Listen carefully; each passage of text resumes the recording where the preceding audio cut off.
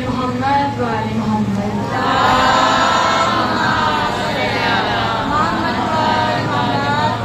برائے ظہور امامی زمانہ بلند تر نعرہ صلوات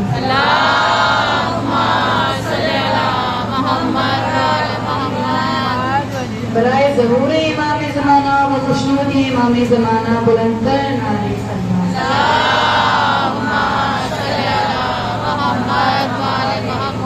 رحم اللہ من قرح الفاتحہ.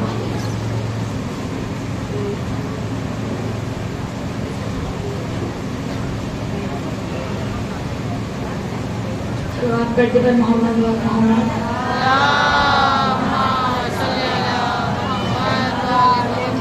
ایک سورہ فاتحہ شاہنواز اختر ابن شبر حسین اور محمد عیسیٰ زیدی ابن زبار حسین کے لیے.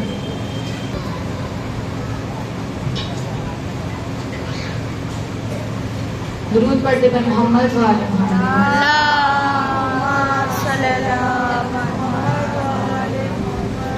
لا حول ولا قوة إلا بالله العلي العظيم. أعوذ بالله من الشيطان اللعين الرجيم. بسم الله الرحمن الرحيم.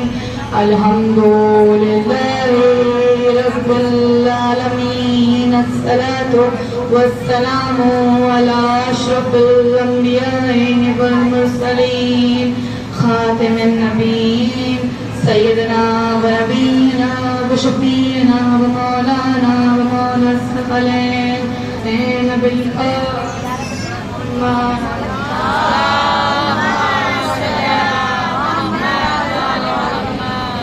بسم الله الرحمن الرحيم.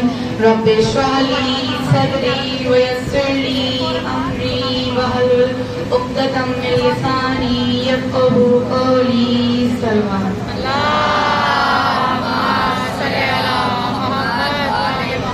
بسم الله الرحمن الرحيم. اللهم كل وليك الحجة ابن الحسن صلواتك عليه وعلى آبائه في هذه الساعة وفي كل ساعة وليا وحافظا وقائدا وناصرا ودليلا وعينا حتى تسكنه وسكاته وتمتعه فيها طويلا برحمتك يا أرحم الراحمين.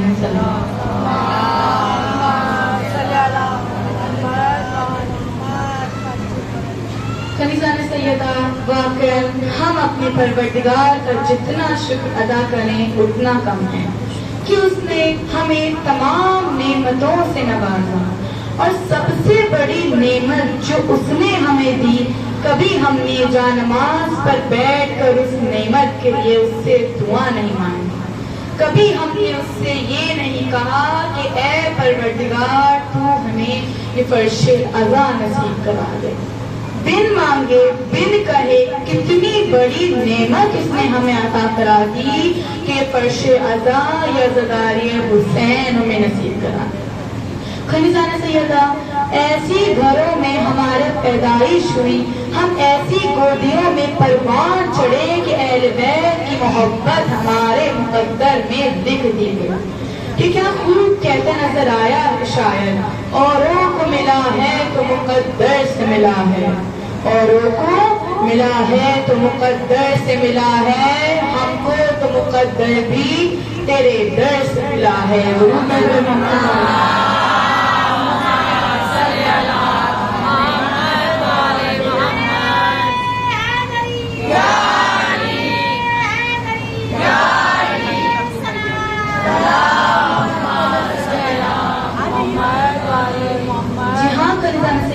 کہ جب ہم اس فرش عزا پر آتے ہیں تو ہمارے اندر ساری نیکیاں آ جاتی ہیں، یعنی ہمارے وجود میں ساری نیکیاں آ جاتی ہیں کہ کہ ہم نماز کی طرف بھی متوجہ ہوتے ہیں، ہم روزے کی طرف بھی متوجہ ہوتے ہیں، ہم زکوٰۃ کی طرف بھی متوجہ ہوتے ہیں، اور ہم صلہ رحم کی طرف بھی متوجہ ہوتے ہیں کہ یہ عزاداری حسین انسان کے اندر کی ساری برائیوں کو ختم کر دیتی ہے، انسان کو خدا کے نافرمانی کے کاموں سے دور کر دیتی ہے، اور بندوں کے حق مارنے کے کاموں سے بھی یہ انسان کو دور کر دیتی ہے۔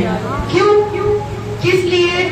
اس لیے کہ جب ہم اس فرش عزا پر آتے ہیں تو اس حسین کو یاد کرتے ہیں کہ جس نے راہ حق پر چل کر انسانیت کے پیغام کو عام کیا تھا۔ یہی وجہ ہے کہ ہمارے اندر کی ساری برائیاں ختم ہوتی نظر آتی ہیں، لیکن اس کے لیے بھی ایک شرط ہے۔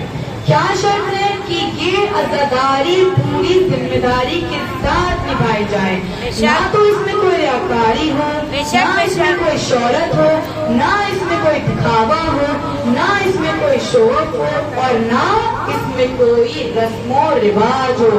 پوری ذمہ داری کے ساتھ اس عزاداری کو نبھائیں، جس طرح ہمارے مولا حسین ہم سے چاہتے ہیں کہ یہ عزاداری حسین، یہ معرفت حسین، اس کا صلہ صرف دنیا تک ہی محدود نہیں رہے گا، بلکہ آخرت میں بھی، قبر میں بھی ہمیں اس عزاداری کا صلہ ملے گا۔ جس طرح آیت اللہ اصفہانی کا واقعہ ملتا ہے، آیت اللہ اصفہانی مشہد مقدس کے رہنے والے تھے، اور ان کا انتقال 17 شعبان کو ہوا۔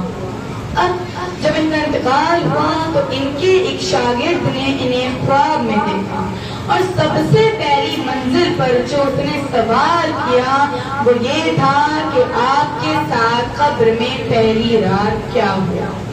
آیت اللہ اصفہانی ارشاد فرماتے ہیں کہ جب مجھے قبر میں اتارا گیا تو سب سے پہلی منزل پر میرے پاس فرشتے آئے، منکر اور نکیر، اور انہوں نے مجھ سے توحید کے بارے میں سوال کیا۔ میں نے جواب دے دیا۔ پھر انہوں نے مجھ سے نبوت کے بارے میں سوال کیا، میں نے پھر جواب دے دیا۔ پھر انہوں نے مجھ سے امامت کے بارے میں سوال کیا، میں نے سب سے پہلے مولا کائنات مولا علی علیہ السلام کا نام لیا۔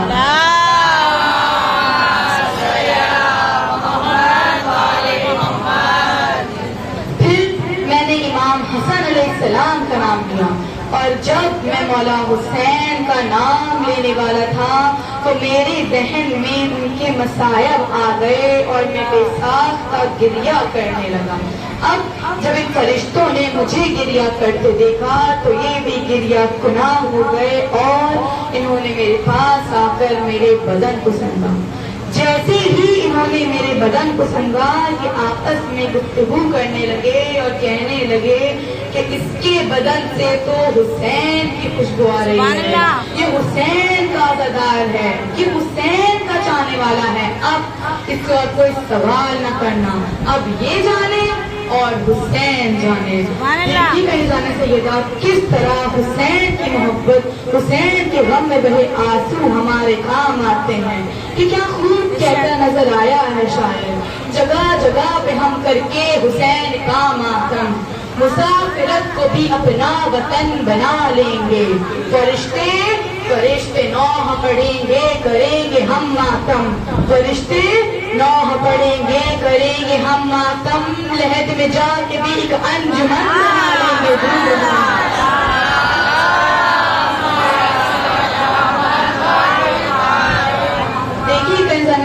کس طرح حسین کی محبت، حسین کے غم میں بہے آنسو ہمارے اس دنیا میں بھی کام آتے ہیں اور آخرت میں بھی وہ ہمارے کام آتے ہیں۔ کہ ابھی بھی وقت ہے کہ ہم اپنے نامہ اعمال کو بہتر سے بہتر بنائیں، کہ کہیں جانے سے یہ تھا ایک دن وہ آئے گا کہ جب ہماری روح پچھتاتی نظر آئے گی کہ اے کاش میں نے سیرت پیغمبر پر عمل کیا ہوتا، اے کاش کہ میرا نامہ اعمال میرے ہاتھ میں نہ دیا گیا ہوتا، اے کاش کہ میں دنیا میں واپس پلٹایا جاؤں، اے کاش کہ میں نے فلاں شخص سے دوستی نہ کی ہوتی، اے کاش کہ میں مٹی ہوتا۔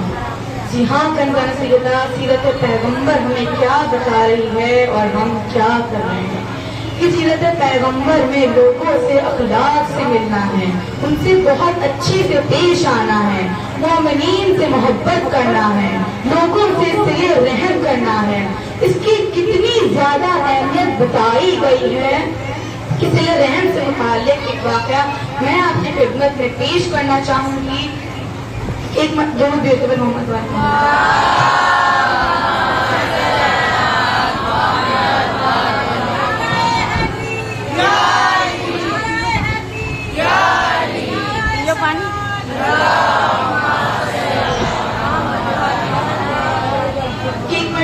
دو بھائی ہوتے ہیں اور وہ آپس میں حج کے ارادے سے اپنے گھر سے نکلتے ہیں۔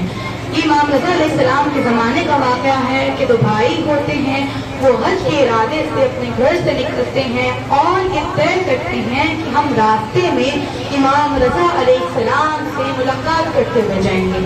اب یہ سوچ کر یہ آگے بڑھتے ہیں اور راستے میں ان کی پھوپھی کا گھر پڑتا ہے۔ اب یہ سوچتے ہیں، ان کو یہ خیال آتا ہے کہ ہم اپنی پھوپھی سے بھی ملاقات کر لیں۔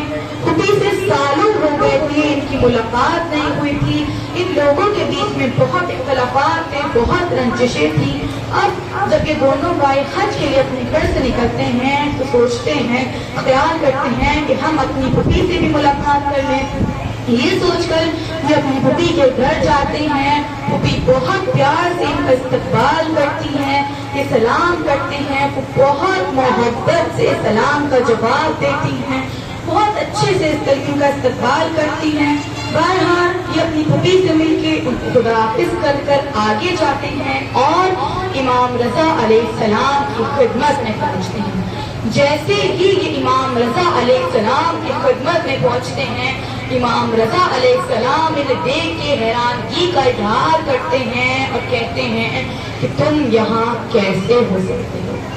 اب یہ لوگ بہت حیران ہو جاتے ہیں اور امام سے کہتے ہیں کہ امام آپ ایسا کیوں کہہ رہے ہیں، آپ اتنے حیران کیوں ہیں؟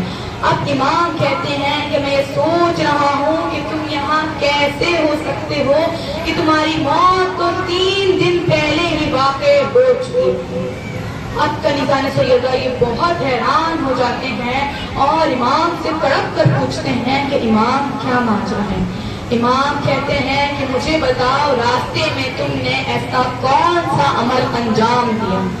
اب یہ لوگ بہت سوچتے ہیں کہ امام ہم تو آپ سے ملنے کے لیے آ رہے تھے، ہم نے کیا کیا؟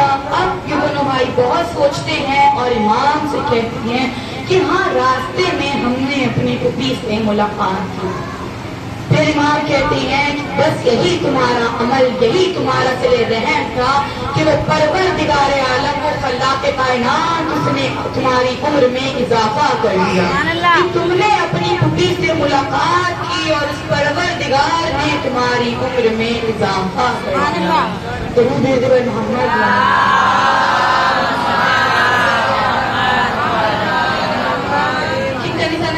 بے شک موت برحق ہے، موت ایک دن سب کو آنی ہے، کہ ابھی بھی وقت ہے کہ ہم اپنے نامہ اعمال کو بہتر سے بہتر کر لیں، جیسے ہمارے مولا حسین ہم سے چاہتے ہیں۔ وہ حسین کہ جس نے راہ حق پر چل کر انسانیت کے پیغام کو عام کیا، وہ حسین کہ جس نے کربلا میں اپنا پورا گھر بار نکال دیا۔ جی ہاں کنیزان سیدہ، آج ہمیں اسی حسین کی 4 سالہ یتیمہ سکینہ کو بوسہ دینا ہے۔ جی ہاں کنیزان سیدہ، وہ بچی کہ جسے یتیمی کا مطلب بھی نہیں معلوم تھا، ہاں کہ جب یتیم ہوئی تو سر پہ ہاتھ رکھنے والا نہ تھا، کوئی محبت سے بات کرنے والا نہ تھا، ہاں اتنی سختیاں کہ سکینہ کے پھول سے گالوں پر تماچے مارے گئے۔ ارے ننھی بچی ساری مصیبتیں برداشت کرتی رہی۔ ہاں کنیزان سیدہ، ایک منزل وہ آئی کہ جب سکینہ نے دیکھا کہ شیو نے اپنے گھوڑوں کو پانی پلا رہا تھا، ارے اپنے بھیا سجاد سے پوچھا کہ اے بھیا سجاد، کیا میں اس سے جا کر تمہیں پانی مانگوں؟ سجاد جانتے تھے کہ یہ ہمارے بابا کا قاتل ہے، یہ سکینہ کو پانی ہرگز نہ دے گا، لیکن انہوں نے اجازت دے دی، اس لیے کہ لوگ یہ نہ کہیں کہ شاید سکینہ کو پانی مل جاتا जाता। शायद सकीना प्यासी न रहती, लेकिन सज्जाद ने इजाजत न दी। अरे सकीना अपने नन्हे कदमों के साथ आगे बढ़ती है, शिंदू से कहती है कि ऐ शिव मुझे थोड़ा पानी दे दे। अरे उस मलाऊन ने सकीना की तरफ मुड़ कर देखा और दोबारा अपने घोड़ों को पानी देने लगा। अरे सकीना पीछे पीछे घूमती रही कि शायद अब पानी देगा, शायद अब पानी देगा। अरे जब सकीना को लगा ये पानी नहीं दे रहा, बच्ची कोने में जाकर बैठ गई और सोचा कि शायद सब घोड़ों को पानी पिलाने के बाद मुझे देगा। अरे जब वो मलाऊन सारे घोड़ों को पानी पिला चुका तो सकीना की तरफ आया। सकीना ने अपने नन्हे नन्हे हाथों को फैलाया। अरे उस मलाऊन ने उस बच्ची के सामने सारा पानी फर्श पर गिरा दिया। अरे सैयद सज्जाद कहते हैं कि पानी के एक एक घूंट के बदले सकीना को तमाचे लगाए गए। हाँ अजीजों, अब जब ये काफिला जिंदानी शाम पहुंचता है ना, सकीना रोज अपने बाबा को याद कर करके रोया करती थी। अरे एक मर्तबा वो बच्ची रात में अपने बाबा को याद करके रो रही थी। अरे उसके रोने की आवाज से यजीद की नींद टूटी और अपने गुलाम से पूछा कि ये कौन बच्ची है जो इतना रो रही है। अरे वो मलाऊन कहता है कि नन्ही बच्ची है हुसैन की, अपने बाबा को याद कर करके रो रही है। अरे वो कहता है कि इसके बाबा का सर से दे दो। अरे हाँ अजीजों, जैसे ही सकीना के सामने उसके बाबा का सर आया, बच्ची ने बाप के सर को देखकर एक चीख मारी और कहा कि बाबा बाबा आप मुझे लेने नहीं आए। बाबा बाबा ये देखिए मेरे गालों पर टमाटरों के निशान। बाबा बाबा आपने जो प्यार से मुझे दिए थे वो छीन लिए गए बाबा। अरे बच्ची अपने बाप के सर पर मुंह रखकर बया करती रही।